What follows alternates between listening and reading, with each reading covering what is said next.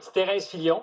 D'abord, bonsoir Thérèse. Bonsoir. Merci d'être avec nous. Merci de l'opportunité. C'est une opportunité parce que votre histoire, comme celle de bien des gens probablement dans la salle, est tout à la fois triste, tragique et banale parce que ça arrive à beaucoup de monde.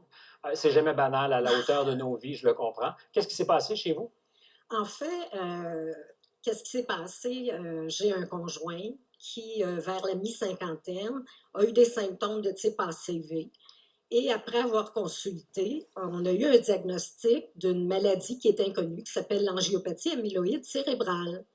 Et on s'est ramassé dans un vide total avec un médecin de famille qui ne connaissait pas la nouvelle affection et avec une évolution et une détérioration depuis 2019 qui fait que je suis passée d'une conjointe à une aidante naturelle, mais c'est pas naturel pour une conjointe de devenir aidante. Et c'est 24/7. C'est 24/7, mais le défi est au-delà du 24/7, c'est que le lien émotif, tu n'as aucunement pensé accompagner un conjoint, encore moins en jeune Fait âge. que votre chum, Oui. c'est comme un enfant, mais qui se dégrade. Exactement.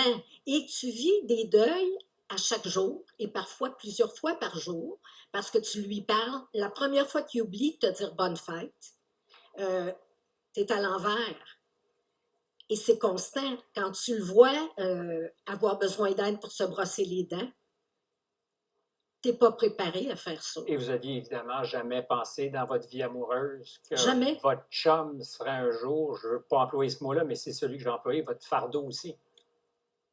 Il devient, c'est ça, c'est que tu traverses des montagnes russes d'émotions, justement.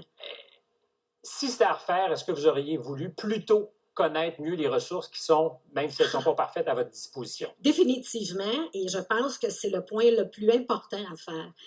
La plupart des proches aidants se ramassent à aider un proche sans être préparés. Et c'est un marathon qui bien souvent dure plusieurs années. On a vu Grégory, c'est le cas de plusieurs personnes.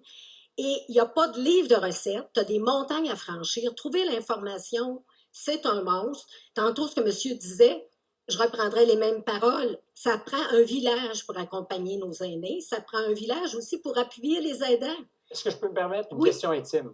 Avez-vous pensé que ça affecterait votre propre santé, votre propre équilibre? Parce que plusieurs disent... Ça l'a affecté. On est en dépression à un moment donné parce qu'on est Ça plus capable. l'a affecté.